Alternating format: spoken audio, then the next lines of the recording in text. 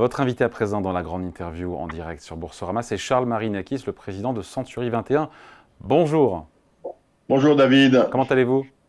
Très bien, et vous? Très bien. Bien, la J'ai prochaine fois, suivi je veux avec vous voir en chair attention. et en os la prochaine fois, hein. Oui, oui, c'est promis, c'est promis, c'est Bon, promis. il faut qu'on parle évidemment de l'immobilier. Et je note que beaucoup de réseaux d'agences concurrents témoignent d'un surcroît d'acheteurs, d'acquéreurs qui les sollicitent, qui visitent à nouveau des biens immobiliers. Est-ce que c'est ce que vous observez également chez Century 21 depuis en ce début de printemps, enfin en ce printemps?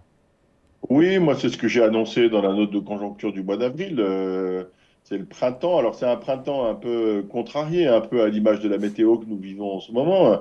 Le soleil n'est pas tous les jours bleu, mais en tout cas, on voit les rayons de soleil se pointer pour des raisons évidentes que vous connaissez. Vous avez évoqué ça longuement avec l'intervenant précédent sur les conditions d'accès au crédit des Français qui se sont légèrement améliorées et qui donc ont assoupli, si vous voulez, là aussi, les conditions d'accès à l'immobilier. Voilà. Il y a plus Donc, de visites, Charles Marinakis, il y a plus de visites.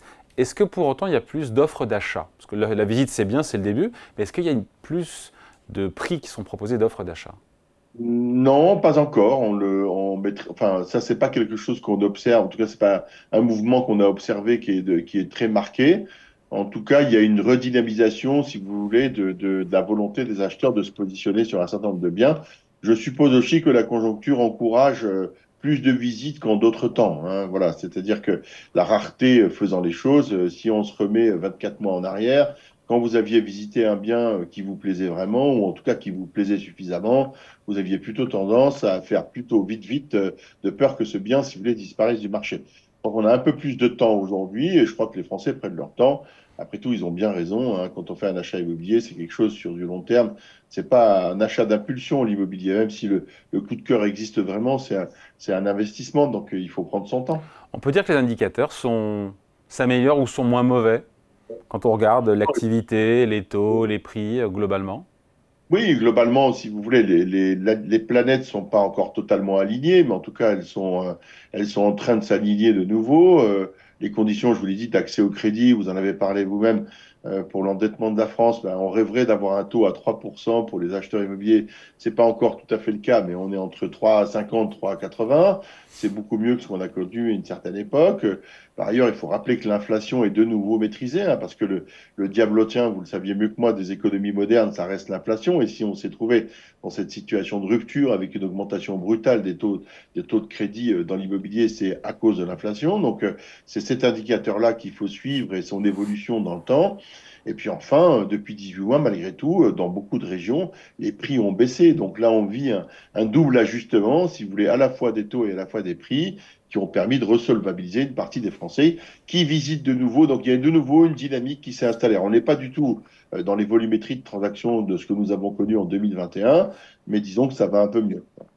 Ça va un peu mieux. Il y a ce sondage Artemis pour Opinionway, enfin réalisé par Opinionway, qui montre quand même, c'est un sondage qui date du mois d'avril, hein, que 6 Français sur 10 sont pessimistes au sujet de la situation économique du marché immobilier. On leur répond quoi? Oh, moi, je crois que c'est un pessimisme contextuel. Moi, je les invite à aller se confronter à la réalité du marché. Vous savez, quand vous avez un projet immobilier, finalement, l'immobilier, un peu grâce au Conseil à la stabilité financière, finalement, c'est assez simple aujourd'hui. Vous avez un budget auquel vous ne pouvez pas déroger. Donc, vous savez que vous avez une certaine somme à consacrer tous les mois à votre investissement immobilier. Une fois que vous avez défini ça, vous avez défini vos desiderata, qui est la maison de vos rêves, en tout cas celle que vous aimeriez habiter en famille avec vos enfants. Et puis, une fois que vous avez circonscrit votre demande, vous allez la confronter au marché. Voilà. Et moi, j'encourage les Français, ceux qui ont un vrai projet immobilier, à ne pas se contenter de ce qu'ils peuvent lire ou entendre, mais d'aller confronter factuellement leurs desiderata, leurs envies avec ce qu'ils vont pouvoir trouver sur le marché.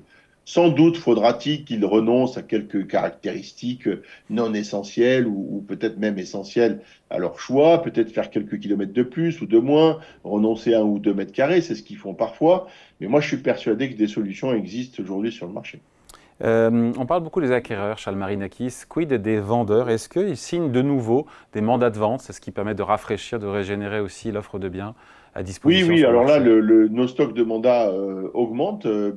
D'abord parce que on continue, les vendeurs, malgré tout, ceux qui sont contraints, continuent de mettre leurs biens à la vente sur le marché. Et comme on en vend moins qu'avant, mécaniquement, si vous voulez, nos stocks se sont plutôt renforcés ces derniers mois. Après, vous savez, les vendeurs, il y a trois catégories. Les vendeurs contraints, les vendeurs incertains et les vendeurs opportuns. Les opportuns, ils ont quitté le marché parce que l'acquéreur miracle qui venait proposer 1,2 fois le prix, celui-là, il a disparu du marché. Ceux que nous continuons à avoir régulièrement, c'est ceux qui, pour des raisons personnelles, familiales, économiques, structurelles, mutations, sont ce que j'appelle des vendeurs contraints. C'est-à-dire ils ont un projet à court terme avec une date, une échéance. Eux, on les revoit, c'est eux qu'on voit principalement sur le marché aujourd'hui. Et puis les incertains, c'est ceux qui se grattent la tête, qui se disent, bon, alors est-ce que c'est le bon moment? Est-ce que je vends pas? Voilà, donc il y en a certains qui deviendront des vendeurs contraints, d'autres qui viendront, qui resteront dans le clan des incertains. Voilà, c'est aussi probablement la partie la plus importante des vendeurs, ces vendeurs incertains.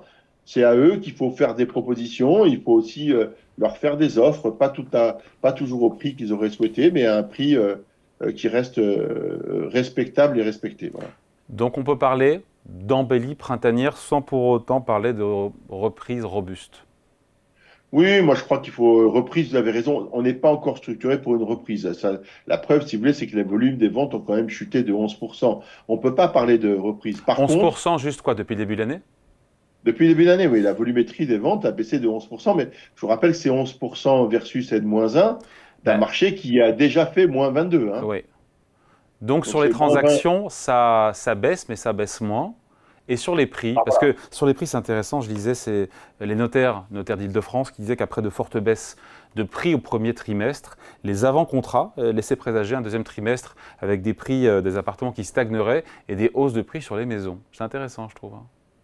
Alors, si vous voulez, je crois qu'on est rentré dans la deuxième phase en ce qui concerne les prix. La première phase, il y avait vraiment une nécessité d'une phase de déflation des prix. Hein, parce que on a suivi post-Covid, en particulier, vous parlez des maisons. C'est les maisons, hein, vous savez, qui ont été très inflationnistes du prix post-Covid. Donc, pour la partie post-Covid, on a vu une inflation des prix d'immobilier s'installer, qui ont très largement d'ailleurs contribué au dérèglement volumétrique de ce marché-là.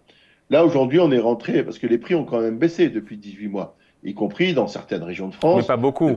Ça a baissé quoi, de 5 à 10 À Paris, c'est moins 9 déjà. Hein. Ouais. Paris, c'est moins 9. Non, mais dès qu'on commence à arriver dans des décroissances à plus de 2 chiffres, c'est significatif dans le marché. En cumulé sur 18 mois. En cumulé, depuis 18 mois. Donc, à Paris, on est à plus de moins. On a dépassé les moins 10% sur 18 mois. Il y a certaines régions de France où on est à moins 15, moins 17, moins Où 18, ça? Où parfois ça? moins 20.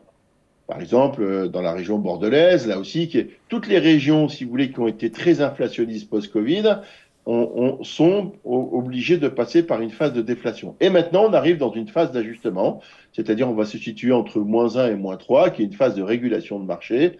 Et là aussi, restons lucides. Il y a des marchés de l'immobilier et pas un marché de l'immobilier. Typiquement, à Nice, les prix baissent pas. C'est une réalité. La volumétrie des transactions baisse, mais les prix baissent pas. Parce que là, vous êtes confronté à une réalité de l'offre et de la demande qui prend le pas sur le prix, si vous voulez. Voilà. Et sur, encore une fois, donc ça veut dire qu'on peut repasser en termes de prix, si on était sur du -10 ou -18 par endroit, et qu'aujourd'hui ça baisse de moins en moins rapidement, ça veut dire que le rebond est proche. Je lisais je crois que c'est Meilleur Agent Se Loger, que toutes les grandes villes sur un an sont effectivement dans le rouge, mais au mois de mai, sur un mois, bon voilà, c'est l'indice Se Loger Meilleur Agent, ça repassait dans le vert sur un mois au mois de mai. Ouais, alors, je vais pas être désagréable. J'ai pas l'habitude de commenter ou de critiquer mais ce sondage-là, il mérite pas d'intérêt. On D'accord. peut pas raisonnablement, si vous voulez, considérer que c'est Non mais une tendance. l'inflexion, peut-être l'inflexion qui est Non, intéressante. parce qu'à moins 0,2, si vous voulez, sur un mois de mai, qui est un mois de mai tronqué, parce qu'en plus, Il y a plus de les jours. Français ont été absents pendant pratiquement 10 jours ou Ouais. 15 jours du mois de mai, on ne peut pas se servir de ce mois-là et de cette statistique-là comme étant une référence de marché. Voilà. Les références de marché dans l'immobilier, c'est sur du plus long terme. Le temps de l'immobilier, c'est pas le temps de la statistique mensuelle. C'est pas vrai. Les marchés comme les nôtres ne se retournent pas, et encore moins à moins 0,2, si vous voulez, sur un mois, a fortiori de mois de mai. Donc, moi, je fais fi de ce Ouais. sondage-là. Les indicateurs donnés par les notaires, pour le coup, ils donnent une tendance qui est plus marquée. Il est certain qu'on ne va pas de nouveau baisser de 10 ou 12 ou 15%. Il va y avoir des Sur les ajustements prix, parce là que vous parlez des prix, hein. ouais, je parle des prix. Il va y avoir encore des ajustements qui de -5 dans certaines régions, -2 dans d'autres régions. Parfois, vous avez raison, peut-être +1 ou +1,5 dans d'autres régions. Mais la tendance globale est quand même une tendance baissière, sans doute moins marquée que dans les 18 premiers mois. C'est le dernier effort que les Français vendeurs de leurs biens devront consentir s'ils veulent fluidifier le volume des transactions. Voilà. Donc sur les transactions, si je résume, 2023, -20, -25% de baisse des transactions, -10 à peu près cette année au moment où on se parle. On devrait finir l'année comment, pareil, selon vous? -10, -10. Ok, sur les prix, on a fait, alors vous l'avez raison, Charles Marinakis, il y a plusieurs marchés de l'immobilier, mais Oui, en gros, c'est -3, -5 sur 2023 en termes de prix. Ça donne quoi ouais, plutôt cette année? -5, -7, plutôt -5, -7. Ouais. Sur 2023? Ouais, sur 2023, plutôt -5, -7. Et donc cette année, Donc, ça pourrait donner quoi? -3, -2, entre -2 et -4. Voilà. Donc ça veut dire que On va possiblement, baisser. la reprise pourrait être en 2025. Voilà. On va commencer à voir les premiers prémices de cette reprise, si vous voulez, se structurer. On attend, alors j'ai été encore une fois très attentif à ce qu'a dit mon prédécesseur sur son analyse macroéconomique. Oui, j'ai tenu deux choses. D'abord, nous aussi, on attend avec impatience le rendez-vous du 6 juin de la Banque Centrale Européenne, dont on espère qu'elle Oui, va aussi après-demain. après-demain améliorer notre sort et donc on attend une baisse des taux de nouveau de 50 points, enfin de 50, ce qui voudrait dire 0,50 si vous Ah, il voulez n'y aura pas encore. 0,50, ça sera 0,25 à mon avis, hein. Mais, Bon, alors, on on prend, mais on prendra prend, 0. on prend. David, on prend 0,25 par les temps qui courent, on les prendra. Ça ne sera qu'améliorer notre situation. Si les prix continuent de s'ajuster, si vous voulez, et que l'inflation continue d'être maîtrisée, et vous avez vu qu'aussi, il y a un principe de bonification des prêts aujourd'hui entre le prêt à taux zéro, certaines banques qui font des prêts d'accompagnement, etc. On va arriver, à partir de septembre, à retrouver une cohérence économique dans le marché de l'immobilier.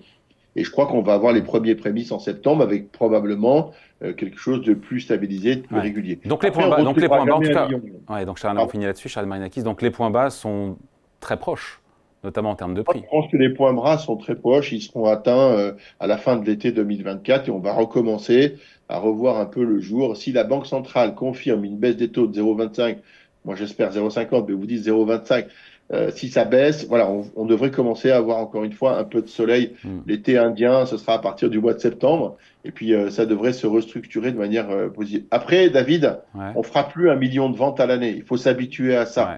C'était pas une volumétrie naturelle et normale du marché français. Donc, les agents immobiliers, tous les gens qui sont les opérateurs de ce marché-là, je parle du marché des transactions dans l'ancien, il faudra se réhabituer à vivre avec des ventes qui se Entre 800 et situeront 900. exactement entre 800 et 900 000 ventes à C'était l'année, le ce cas en qui est 2016 et 2017 et personne ne poussait des cris d'orfraie à l'époque. au contraire, on trouvait ça très bien parce qu'on Oui, venait vous avez de raison. 584 000 ventes 10 ans avant. Donc, voilà. Bon, Il faut... moi, je suis prêt à faire un resto avec vous sur le 25 ou 50 points de base de la BCE. On en... Alors, volontiers, pari tenu, Paris on tenu. s'appelle le 6 pour voir si c'est 0,25 ou 0,50. Allez, merci à vous. Entretien avec Charles Marinakis, Merci le David, président de excellente Century journée, à 21. bientôt. Merci. La Bye prochaine bye. fois en plateau, Avec promis. plaisir. Salut.